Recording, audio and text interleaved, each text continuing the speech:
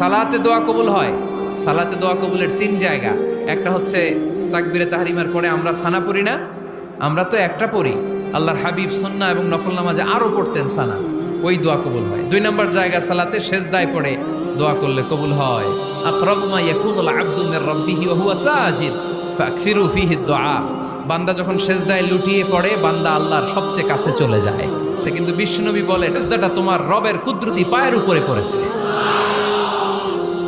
সেজদায় পড়ে দোয়া করেন। সালাম ফিরানোর আগে বিশ্বনবী দোয়া করতেন, লা ইউসাল্লিমান্না আহাদুকুম হাত্তা ইয়াতাআওয়াযা মিন আরবা'a।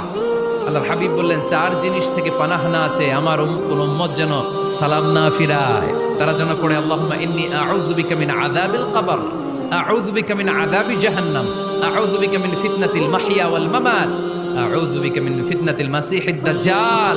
আল্লাহ কবরের আযাব থেকে বাঁচাও, আল্লাহ জাহান্নামের আগুন থেকে বাঁচাও, আল্লাহ